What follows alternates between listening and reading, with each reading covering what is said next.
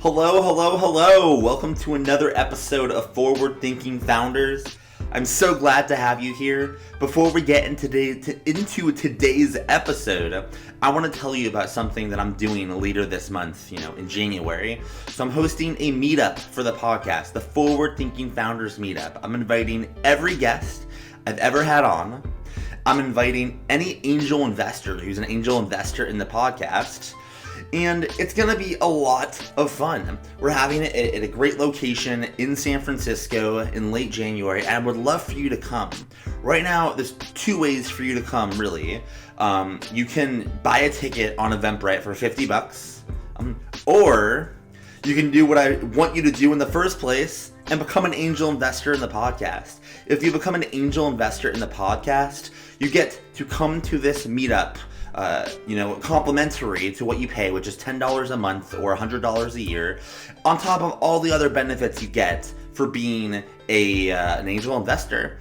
If you go on my Twitter, which is Matt_Sherman, you'll see that I am playing some interesting games. If you want to come for free, you have to find someone with a promo code. So if you're interested in doing something like that, head over to Twitter at Matt_Sherman. But if you just want to go, you don't want to play games, you just want to meet amazing guests that I've had on the podcast, just become an angel investor. You can do this at glow.fm/F20R. What you get is obviously access into the meetup, you get premium content, you get an online community, and you get my highest graces and my thank yous because I really appreciate the supporters. So, that's all I have right now. We're going to get into the podcast, but if you want to come to the meetup, then become an angel investor or pay $50, up to you. With that, let's get into today's episode. Run it! All right, how is it going, everyone? Welcome to another episode of Forward Thinking Founders, where we're talking to founders about their companies, their visions for the future, and how the two collide. Today, I'm very, very excited to be talking to Mehak Vohra, who is the creator, the founder of OnDelta. Welcome to the show. How is it going? Hello. It's going great. It's Friday. I'm looking forward to the weekend. Yeah. Do you have any fun plans for the weekend coming up? Yeah, honestly, actually just working because I feel like I took the last 2 weeks off-ish. Working today and I worked yesterday a little bit. Yeah, probably just working and getting prepared for next week. Yeah, I'm with you on that. I feel like I told myself I would work, I would work through the break or through the holidays and whatnot, and I definitely did, but on a level of 3 out of 10 instead of 8 out of 10. But yeah, I feel like that if there's any time during the year where you do that, it's during the holidays, right? So it's okay. Oh yeah, absolutely. Or I found myself working on things that I've been wanting to work on, but we're a little bit more fun, but needed to be done, but weren't as pressing. So that was kind of nice. Yeah, definitely. Well, now I'm guessing you're going to be spending time working on OnDelta. So, and a lot of people listening probably don't know what that is. So what are you working on? What's your company? Yeah, so OnDelta is a 3-month growth marketing bootcamp, and we help people learn about user acquisition, user retention, basically everything they need to know to integrate themselves into a startup and work on their growth team. So we're using the income share agreement model. So we take 15% of their income for 2 years, as long as our students are making over $40K a year. So I'd love to hear a little bit about how you came up with the idea, and also what was the moment when you decided that you wanted to pursue this? Because obviously you're very, with the times on trend with starting this new type of school. That's a very, in my opinion, smart thing to do. So when did you decide to take the plunge? Yeah, so I ran a growth marketing agency for about 4 or 5 years. We started it in 2015. And for me, I learned a lot through that process. I dropped out of school to run that company full time. And taking up a bunch of consulting gigs and actually just putting myself on the field and learning was one of the best things I could have done for myself. So around March of this year, or actually it's 2020 now, so March of 2019, my contracts with a large majority of our clients were ending. So I had the opportunity to either renew with them and keep it going for another year, or to try something new. And for me, I just wasn't really enjoying the consulting life anymore. So I wanted to try something that was a little bit more scalable, something bigger that I could build. And yeah, it's how OnDelta was born. It was coming from that background of not studying marketing, but doing it on the job. And if we could help other people do that as well and help them get a job a lot more quickly without putting them in debt, that's like the most exciting thing. So when you decided to start OnDelta, it's pretty much starting in some ways a school, a boot camp, an educational institution. What did you do first? What was your first activity that you did to start this school, and how did you think about creating it and putting together all the pieces?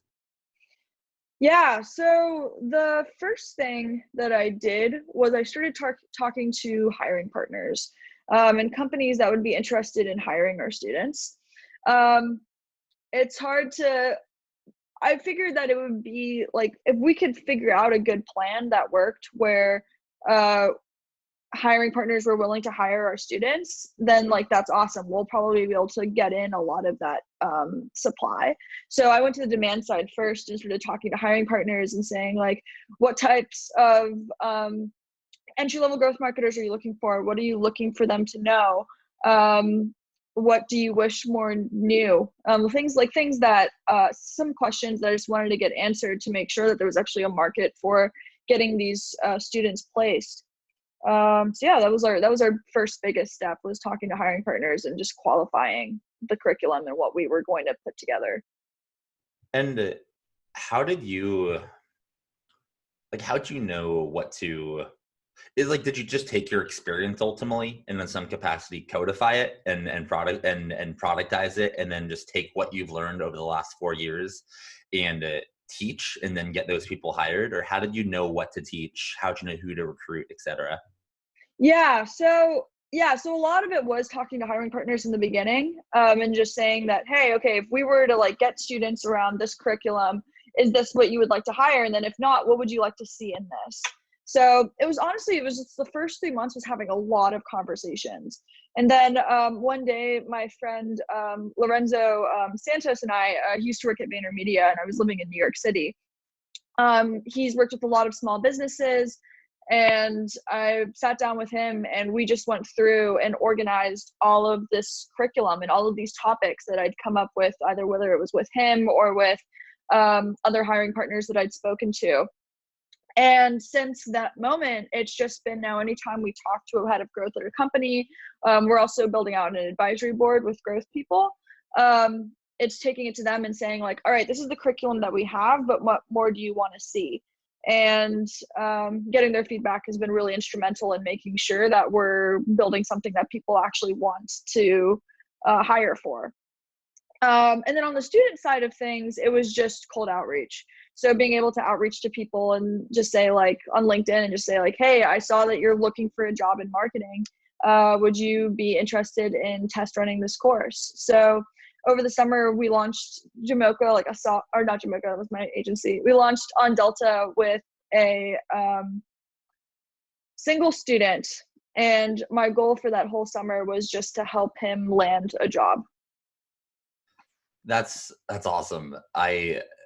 I'm smiling because when was it? In March, I decided to also take on the challenge of starting a school as well. It was at the time it was to teach people how to be freelancers and how to do the business side of the craft, for various reasons that I actually outlined like 4 podcasts ago in my wrap up of 2019. That didn't work out for various reasons, but I definitely want to dive into the intricacies of like the small details of creating this, because I feel like I went through it and I know all like the small things I feel like people don't think about, but are so big and important.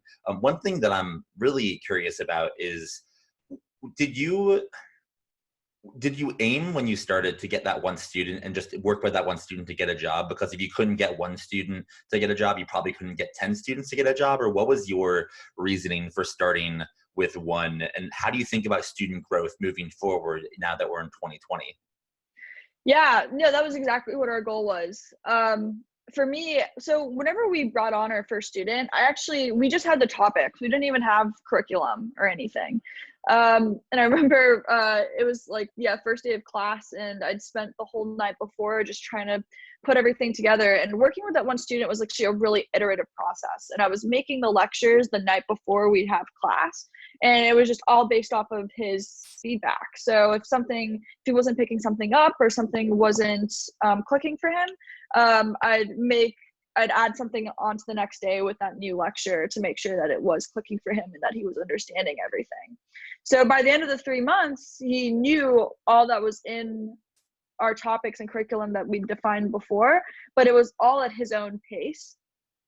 And yeah, it was a really iterative process. And we launched our next cohort in September with 2 other students. So like still keeping the classes really small. And I found that pace that we had with the first student went really well with that second cohort as well. And then from there, we just built it up more and more and more. So we did 2 other cohorts after that with about 3 students each. And then going into this next year, we're amping things up a little bit with about 10 to 15 students in each cohort. And ideally by April, we can get up to about 40 or 50. That's so cool. Just starting small, but it's not just starting small. It's starting right.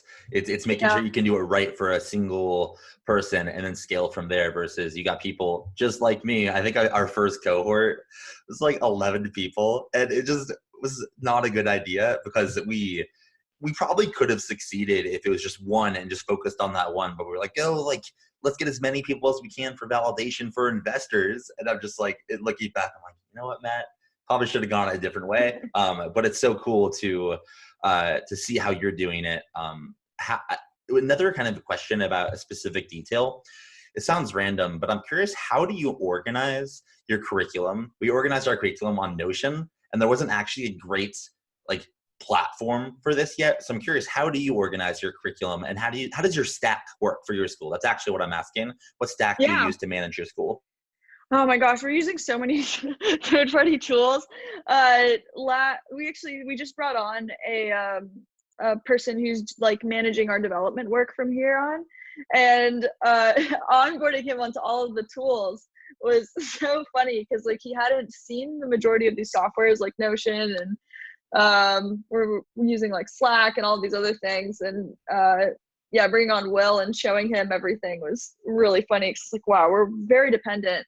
So we're using Notion as like our company wiki, where we're handling all of like our operations. People are out of town, calendars, things like that. We'll do it all on Notion. For our curriculum itself, we're using Gitbook right now to currently manage all of the curriculum. So like we have like our admin curriculum panel, which will include everything that we've built out. And then for every single cohort that we bring on, we just open up another team basically and give them access to new pages. Got it. That makes a lot of sense. Is there anything that you have, now that I guess you started, it's been about almost a year. Is that right? It's been almost a year with OnDelta? Yeah. So. Well, about a year since like I came up with the idea for it. We didn't like officially launch till about September. So I think this is really interesting for a couple of reasons. I think a lot of people see these, some of these schools like Lambda School. Like I had Austin on as one of the first guests, and they are very, they're still early stage, but they're still late stage at the same time. They're doing really big things. And there's Blockchain, these companies that almost seem like untouchable. Like, how can I start that? There's no way. Where you just started 6 months ago, and you are a prime example of how someone with experience in an industry can build something around that experience. So my question for you is, like, is there, in the last 6 months or last year since you've even been thinking about it, is there anything that you would have done differently even just 6 months ago, or any way you would have approached it differently since you're still early enough to, make it a product change, as quickly as you want? Yeah, I think we could have actually just launched sooner. My thought process was with that first student was I wanted to go through the full process with him and then get him a job, and then we'd launch with like opening up applications on our website. And I think we could have actually done that a lot sooner, and probably actually launched that in like July or August when our first student was in his second or third month. Yeah, that makes sense. I feel like a lot of people feel that way at some point about their own product. Now, how do you think about recruiting? Sorry, not recruiting. I guess getting your students recruited. Yeah. That was obviously the first thing you thought of when you decided to start OnDelta. But now, as you plan on growing, do you have like an in-house recruiting firm? Do you just have good relationships? How do you think about getting your students hired? Yeah, so we've been really fortunate actually on this. One of our angel investors, and he's been very hands-on with everything so far. His name's Nelson Wang. He used to be the director of partnerships at TopTal. And Nelson has been very, very helpful in helping us meet more people within the growth marketing space, getting us connected to startups, helping me manage everything, and then also with preparing the students. So a lot of what we offer our students is not just connections to hiring partners and those relationships that we're building, but also we're helping them with career prep. So interview prep, role playing, resume building, and like having them build out personal decks and personal websites, and really taking them from 0 to 100 in 3 months. And Nelson had built up this really big personal consulting firm where students who had just graduated would pay him to help them land a job. So being able to take on his curriculum and then shape it to what we needed for OnDelta was very helpful and helped us get from point A to point B, at least with iteration 1. Yeah, no, definitely. Another question that I had is, I think in the last 10 years, or let's say pre-2017, let's say pre-Lambda School breaking out, if someone had expertise on a topic, what was common if they wanted to kind of monetize the expertise and help people, the expertise is, put up a course on Udemy, Coursera, Teachable, etc. But with the rise of income share agreements and also just the rise of these tools that allow for remote schools, I am starting to just see a few early inklings of people like you doing what you're doing. And instead of just doing, keeping it like a course and that's it, you're owning the whole stack from education to hiring. Why do you see this in some of your friends that they're doing similar things? Do you think this will be the future of quote unquote courses? Or I guess, what do you think the future of courses is? Yeah. I don't know. I don't actually think owning the whole stack. I mean, I think for people who want to start a startup, I think owning the stack makes sense. And if you want to scale yourself, I think courses are like going the Udemy route, or like making something on Paideia or something like that is a really good route to go for testing things out. And that was one of the things that I was thinking through too originally, where it was just like, hey, why don't I just go ahead and launch a growth marketing course on Paideia? But there's a lot of competitors in that space, and I feel like everyone is launching their own personal courses right now. So I guess if you want to differentiate and you want to go bigger, then it could make sense to create a school. It just takes a lot more effort, and it's not something that you'll be able to build and launch in a month with like building something on Paideia. You could. I think for us to get all of our ducks in a row and get something from point A to point B, where it's like we've built out this curriculum, we've created hiring partnerships, and we're now placing students and building everything up, took like between 5 to 6 months to get everything together. So if you're in it for the long haul and I think want to actually build something over the span of 10 years, then it could make sense to start a school. But I think it just really comes down to what you're looking for. I can relate to that. There's this quote that Hunter Walk uses sometimes, or I don't know if it's his quote or it's something that he uses from someone else, but like entrepreneurs and founders just love the taste of chewing glass. Like, it's like we like to go down the harder path because for whatever reason, and you could have, as you mentioned, started a course, but no, you want to own the stack, you want to start a startup, you want to go big. And it's going to be more painful, but there's so much more, in my view, as also a founder, there's pleasure in there as well, along with pain.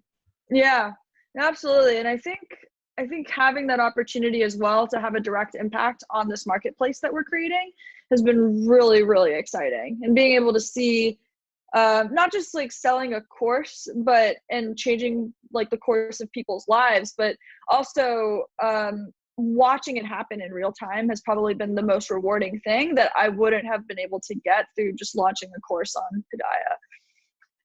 Yeah, definitely. That makes sense. I want to dive into something you mentioned maybe 10 minutes ago, or actually it might have been when we were pre-recording, but you mentioned you dropped out of school to work on your marketing agency at the time. Yeah, If you're open to it, I'd love to kind of dive into that moment when yeah. you decided to drop out. And I guess to start, what made you feel like you wanted to drop out? And then what was the moment that you're like, all right, like, I'm doing it? Let's go into that. Yeah. So my plan was, yeah, go to college. I was studying computer science and then graduate and work at like a Facebook or a Google.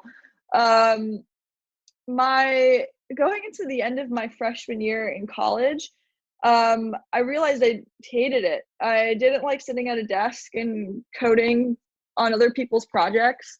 I liked the idea of sitting and making my own websites and building my own thing, but yeah, for other people it was really hard. And uh, my freshman year had ended, and I was supposed to go work in New York City that summer, and then for some reason things just didn't end up working out. And my parents, because they thought I was supposed to be working in New York City that summer, decided that they were going to take the rest of the family to the UK.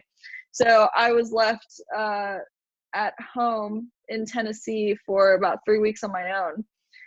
My friend, one of my friends, his name's Alex from Purdue, called me up, and Alex is just like, yo, I'm going out to San Francisco this weekend for the Teal Fellowship. They're throwing this conference, and I think you should come out. And I was like, all right, I'll come out for this weekend and like, let's see what this is, because I'd heard about it before. And that one weekend just blew me away. I was amazed being able to see all of these people who were my age, who had dropped out of school and started businesses and like didn't need a degree to define themselves, was fascinating. And I realized that if there was any bubble that I kind of wanted to be a part of, the Silicon Valley bubble was it. And it was my first time being introduced to that. So I came back from that weekend. I ended up getting an internship at an agency in Chattanooga, Tennessee. And that whole summer, I just started scheming on this idea of like, all right, how do I become one of those people that I saw at this conference? And that was also when I started planting seeds with my parents, because I knew I wasn't going to be able to drop out without getting their blessing. Fast forward, I'd launched my agency that fall, start working with a couple of YC companies, other companies around Purdue. And then October, this guy, his name's Art Norins, very nice, very smart, was a Purdue alum, ran a company in Santa Clara called Nor1, was visiting the Purdue co-working space. So the Purdue Research Center had asked me to meet with Art and to show him around the co-working space, because I was helping run it at the time. And within 10 minutes of me talking with Art was just like, yeah, I also think you should drop out. Like, I think that you should go and do this thing on your own. And it was actually because of him, he ended up giving me a job at Nor1 over the summer as a data engineer, that I was able to get my parents to get on board, and they gave me their blessing. And yeah, by the end of the summer, I had built up enough clients working in Santa Clara that I was able to move up to the city. And that was back in 2016. So yeah, that was that whole story. All right, this is really interesting, because I, in some ways, see a few parallels between your story and my story in regards to geography. So so I actually want to dive into this. So you visited San Francisco this Yeah. is the first time you were exposed to that scene, the tech scene? Yep. Cool. So you visited, you came back, and it changed your perspective. And I've had like similar experiences.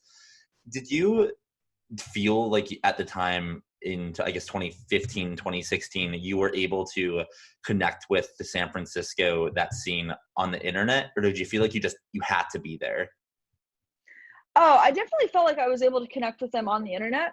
And a lot of those people I already knew because I was really involved in the hackathon scene. So I'd travel around the US doing hackathons and these coding competitions.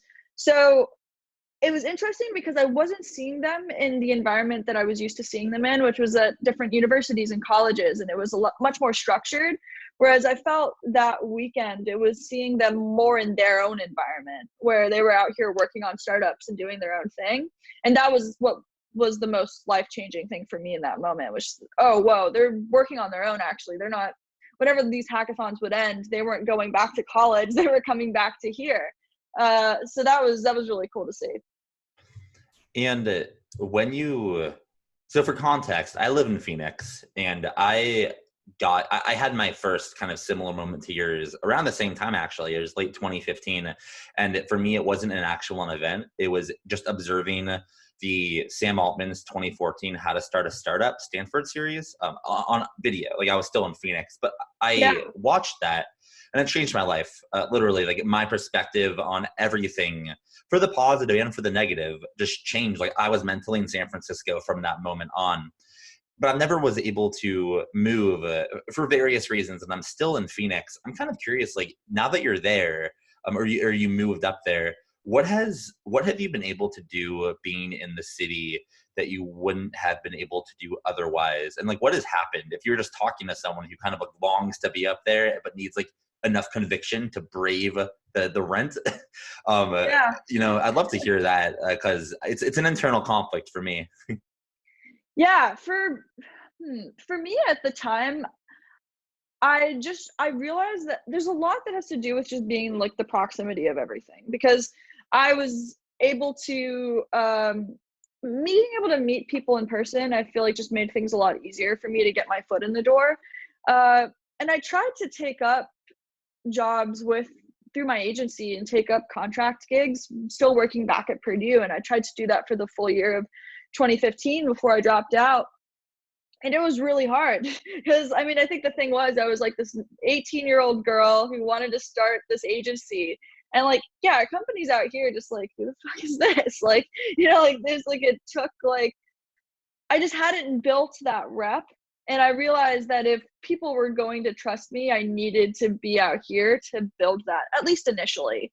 So yeah, that was the biggest part for me. And even actually after moving out here, it took between 6 to 12 months, I think, to actually really establish myself as being someone that people would start to trust and go to. And I think it was just because I'd show up at events and try to put myself out there. I think the thing is if you're coming out here and then you're sitting in your apartment and doing Skype meetings, it doesn't really make sense to move out here. But if you're a social person and you can light that fire under your ass to like start going to events and start meeting people, it'll start to compound and work. Yeah, I like that a lot. I think it compromised for me, at least until until I'm going to do a little plug, until I get more angel investors on the podcast. If the people are listening, they know they can angel invest for $10 a month. But until, I am able to comfortably financially afford it, I'm planning on doing like ideally monthly trips up there where I spend like 3 to 5 days, one maybe 2 to 5 days up there, just like meeting people, especially people I've interviewed, etc. Just because I think, Yeah. although a lot of people are saying you should living up there and moving the company up there in 2020 and 2019 is like maybe not the best decision for me. That's where it all happened. Like that's where the capital is. That's where the talent is. That's where the mindset is. And Yeah. there's something about it that makes me want to be there as much as I can. Yeah, and I mean, like Phoenix is also really close. I think I could have if I could have, I wish my parents lived a little bit closer instead of in Tennessee, or I probably actually would have done something similar and just maybe flown in if necessary. Dude, can you sorry for interrupting. If you lived in, if you were in your situation, and you lived in like LA or you lived in Utah, somewhere just that's closer. I'm very intrigued to hear like what you would how you think about San Francisco if you were closer in proximity. Yeah, I probably wouldn't have moved here.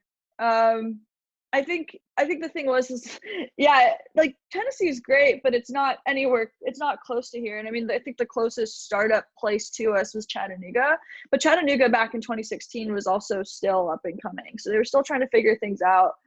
Um, so yeah, I think if my parents lived a lot closer, even if it was like an hour or 2 hour flight, I probably would have stayed where they were. Yeah, It's a lot that's cheaper. yeah, for sure. And I feel like with the podcast is kind of my own compromise too. It's just like I had to talk to people all the time on the podcast. So, anyways, cool. Yeah. So I want to go into, sorry, I went down a little rabbit hole there. I apologize. I do have another question. It's something that I've been pondering a lot about, and I'm just kind of wondering what your take is on it. I guess I'll actually just start. We might be like similar-ish ages, like probably in our 20s. I'm curious, what do you see your peers doing, and what insights do you see in your friends and people in their 20s or late teens that maybe aren't as obvious to people that are much older, because it's culture. Yeah. So I'm actually very fortunate in this aspect. Majority of my friends are all startup founders, and we actually all moved out here from Purdue. So we're all kind of doing our own thing. But yeah, we're all within the startup space. So because we're all like working from home, a lot of it is just co-working, bouncing ideas off of each other. Um, there's about like 5 or 6 of us that I see probably like on a weekly basis. And yeah, I would say like really what we're into right now is just we'll share like things that we see on Twitter or memes or things like that. But yeah, it's a lot of it is really collaborative, and we just work off of each other and bounce ideas. So if you kind of so you have your close friends, you have your friends, and then you have what I consider as my like internet acquaintances, where it's like people that I we're cool, we talk every 3 months, I Sure. see what they post all the time, and I think I'm curious about that. I'll tell you the reason why I'm asking this is because I most recently have been finding that people that are doing interesting things have been adding me on Facebook. I had them on Facebook. I just like seeing these interesting people, and everyone, because I'm young, the people are young, and it's just I just see in some ways that people maybe digital natives or people that grew up with technology see things differently than people that didn't grow up with technology whatsoever. I'm just Yeah. wondering, have you seen any trends or insights into that, or what changes people in their late teens or 20s are making because they grew up with technology? Yeah. It's interesting. I used to be like a really big Facebook power user back in 2016, 2017. When I was like running Facebook groups. And I feel like in the last year or so, especially since I started on Delta, I've started to take a step back from social in general. And like I have some friends that I've kept in touch with from when I was helping admin like BAMF, the Facebook group, and I had my own thing for a little bit. Um, so yeah, I'm not really sure. I feel like what I do see every once in a while is like meme Facebook groups or things will pop up between like people that are within the tech industry. Um, but as for like, I feel like even people that I was really close with 2 or 3 years ago that I would talk with online, I just don't really speak to or keep in touch with anymore because we're just all kind of doing different things. I feel like a lot of my friend group back in that day was really content focused, and they were focused like back in the day, like also around this time, I was doing like LinkedIn influencing. So I was posting LinkedIn influencing. Yeah, I was like posting all of these I was posting all of these like really clickbaity posts that would pull in like between 500,000 to 1 million views a post. And that was who I'd created this whole friend group around. And since I like took a step back and started doing more tech related startups, I'm not really that tapped into that scene anymore. That's so interesting that you bring that up, because like did you ever have a well, let me preface with like I love this person and this person will always be like a hero of mine, but Gary V, did you ever Yeah. have a pretty intense Gary V like phase? And I'm just curious, like actually on a larger scale, during that time when you were more in the content space, who were the people you were looking up to and the influencers? And now, who do those influencers look like or feel like? How has that changed? Oh, this is interesting. Okay, so I feel like, hmm. Yeah, when I first got into the startup scene, I'd watch quite a bit of Gary. I don't really watch him anymore. I feel like, yeah, I think back in that time, I was watching a lot of YouTubers. So like Jake and Logan Paul, I'd follow quite a bit. Um, a lot of Casey Neistat, people who were startup founders or doing things within the space and were younger. I used to keep track of. And I found that for people who, for me, when I was creating content and I was ideating, it was good for me to watch people because it was good for coming up with ideas to help me kind of get out of my own head to see what other people were building. But as I found that I was stepping away from it and focusing more on my own thing, the Gary Vee content, the Casey Neistat content, and watching people living their own lives just wasn't really that interesting to me anymore, because instead of getting fueled by watching them live their lives and using that as something that was inspiring, I was starting to inspire myself in my own way by building my own thing. And it's definitely a trend that I've seen amongst a lot of my friends as well, where they'll start off with watching content and going through that Gary Vee stage. But the moment they actually start doing something and start building themselves up, they'll stop. And I feel like Gary has said this too a couple of times in his content, where he's like, my goal is that like I want you to stop watching me after like a few months. Like I want to be that fire, and then I want you to like go out and do your own thing. And I think he does a really good job of doing that. Yeah. Yeah, I very much so relate to that. I don't know, it's probably like a year and a half. At the moment Jab Right Hook came out to, I guess a year after that, I was all on Gary. And I remember there was actually the biggest thing that he did for me. He actually came to Phoenix for a conference, and I got a free ticket to it because, the startup scene and, whatever. I like it, just networked my way in. And when it came for Q&A, I was the first. My hand was the first to raise, and he's like, "Oh, you up there on like the rafters? What's your question?" And note that because I got a free ticket, there was a lot of us that got free tickets. We were on the second floor, and all the investors and people with wealth were on the first floor.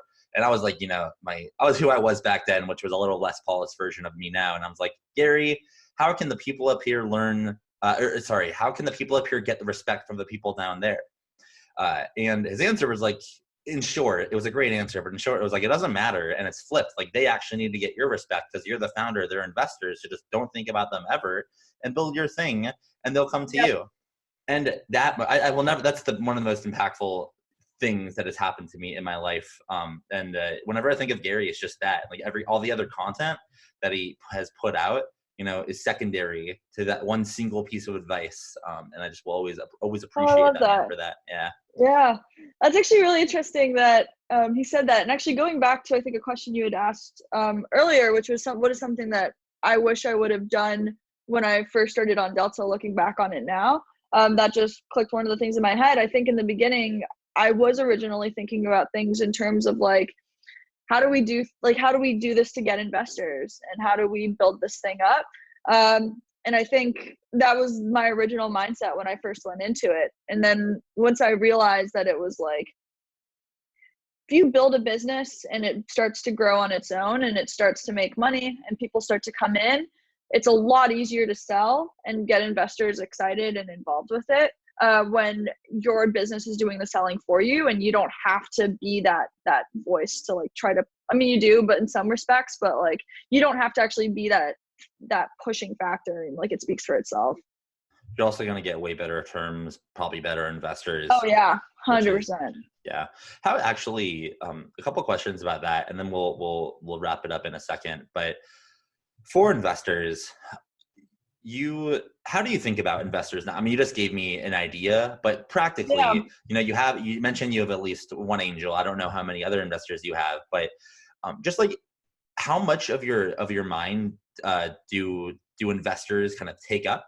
And of that little slice, what are you thinking about now? Is like raising VC? Is it do not think about them at all? I'd love to hear about at your stage, how you think about them. Yeah.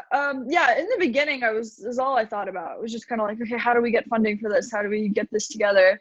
And then about 2 months in, Nelson, actually, one day I was chatting with him about this, and he was just like, thinking about this all wrong. He's like, I wouldn't even think about investing at all right now, or like getting investing for any other like people right now. I think that we should just focus on building a business. So yeah, it's just been kind of one of those things so far that if someone wants to come in and say like, hey, like I want to put some angel money in, and we think that they're a good fit, we're like open to having that discussion. But yeah, I don't really see us raising for a while because I don't really see that there's really a need to. We're bootstrapping it pretty much for the main thing. Like we have a couple of angels that have come in, but yeah, I mean, our students have started to bring in some income. So it's now just trying to build things up and scale things up from here. I feel like it's one of those things where if it works, you get very wealthy. It's because of income share agreements. Everyone gets wealthy because if it works, it means it's working for the students. And if it works for the students, then you get paid. It's great. Yep. Yeah, exactly. And we're making the world a better place in the process. I think that's the most exciting thing for me. Yeah, absolutely. I like that a lot.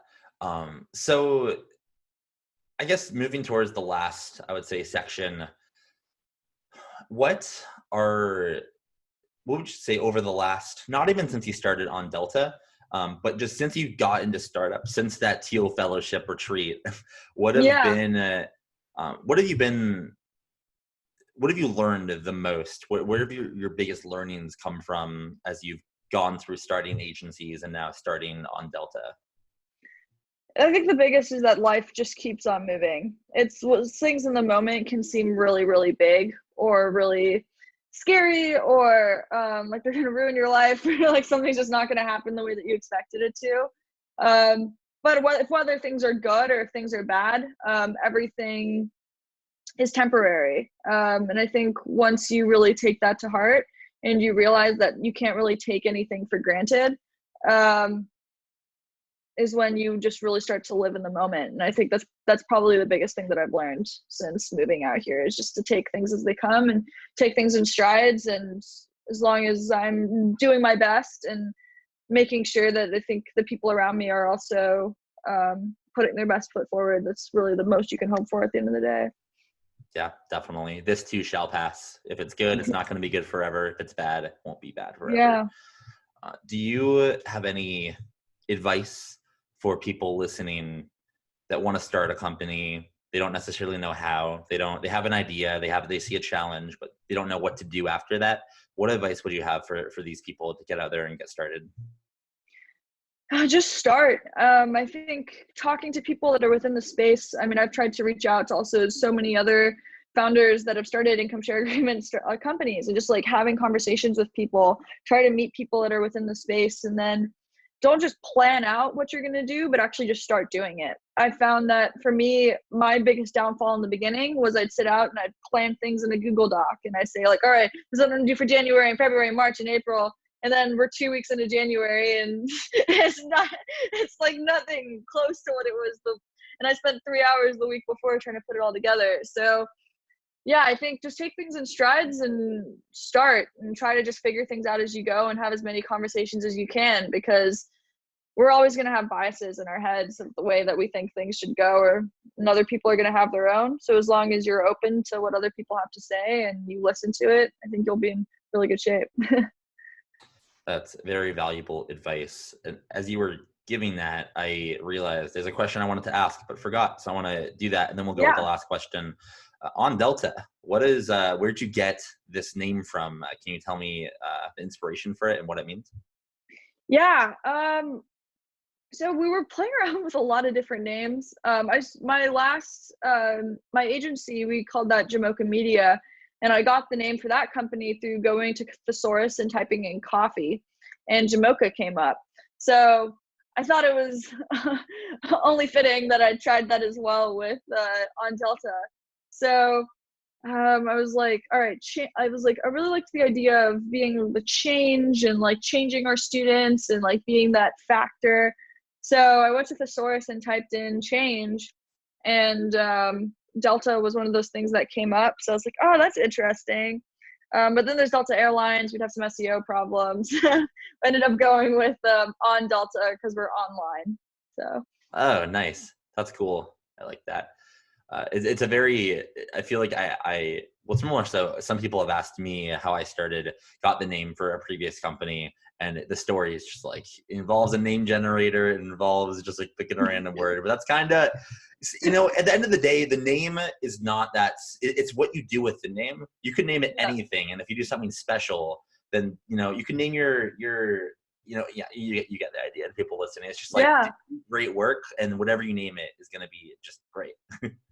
Yeah, no, absolutely. I think it's also one of those things that you can like play around with a little bit. So like before we even announced it as being on Delta, I called it that for like 3 or 4 weeks on my own with my friends just to see how it felt.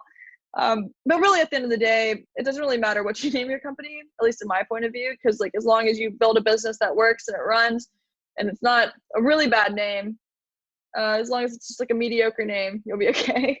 Yeah. So what's an example? What would you say could have been? Did you think of any bad names for what is now on Delta? Was there something that you thought of that you're like, wow, that's really bad. I can't do that. We thought about naming it Street Smart for a while. Kind of like that. Yeah, I think Street Smart just has a really negative connotation. It does. so we actually played around with calling it that for like a week too, and I was like, nah, and we're not gonna do that. That's so funny. Yeah. One more time. Sorry. We might change it too. So we're still playing around with it. I think I haven't really focused too much on actually building out our brand so far. It's more so just like we can just get in students and start to scale things up. We can start to focus on the brand a little bit later. I definitely believe that's the right order. I think more people could go in that order as well. Well, my last question for you is, you're just getting started with OnDelta. You're starting to scale up, which means you're going to need some help. Wherever it comes, and you got a lot of people listening to the podcast who want to help. They might be really interested in you or what you're up to. They might want to be a student, etc. So how can the forward-thinking founders community help you? Do you have an ask that you could ask of all of us? Yeah, if you or anyone you know is looking for a growth marketing job or wants to get into the growth marketing space, we'd love to work with them. We're looking for people that are hungry, people who want to put themselves out there and want to, just learn on the job. So yeah, if you know anyone who wants to work in the growth marketing space, we'd love to chat with them. And then on the flip side of things, if you or anyone you know is hiring growth marketers, we'd also love to chat. We have a couple of students graduating in the next month, and then a few more graduating the month after. We also have an apprenticeship program. So we have students that are in their 3rd month and want to work with startups for free for that month based off of our curriculum. We're working with startups to do that as well and to give our students some experience. So even if you actually can't afford to hire a marketer, but you'd like to work with one of our students, we would love to chat with you on that front as well. Do you work with podcasts? Yeah, maybe. We have a couple of students that are interested in the content space. Yeah. That's cool. Well, cool. Well, if you all heard that, you know how you can help if you have a need. Where can people find you on the internet? Do you have an email? Do you have a website? Where can people get in touch? Yeah, so my email is mehak@ondelta.io. And then if you want to reach out to me, I'm on all social media platforms, Instagram, Facebook, Twitter, as the Mehak Vohra. All right. The last note before we finish it is, I wonder when it's going to become common for people to say, I'm on Twitter, Instagram, Facebook, and TikTok. I feel like there's going to be a point where like TikTok is a thing, and no one has said it ever on the podcast. And I just am interested to see, like, at what point does TikTok start to like get in there, which is, I'm just kind of Yeah. interested. My TikTok is also at the Mehak Vohra, so if you want to follow me on there, I'm there too. You're the first TikTok drop on this episode, legendary. Well, thank you so much for coming onto the podcast. Super interesting, super interesting stuff, cool company, but you also have a lot of interesting thoughts on other stuff as well. So I appreciate you sharing all of that with us on the pod. Yeah, thank you for having me. This was great. Okay, I hope you enjoyed that podcast. And if you did enjoy it, and you have enjoyed previous episodes, and you by chance would want to meet a good amount of the guests I've had on the podcast, then you should come to the Forward Thinking Founders Meetup. If you listen to the beginning of this episode, you know how to attend, how to get information. But if you forgot, all you have to do is become an angel investor in the podcast for $10 a month or for $100 a year. You get access to all our in-person events and online communities and premium content. It's a hell of a deal, and let me be honest, it really supports me as a creator. So, if you're interested in meeting some of the guests and me, your host, at this meetup in San Francisco late January, go to glow.fm/F20R. And let's make it happen. Hope you have a great rest of your day, and I will see you tomorrow. Peace.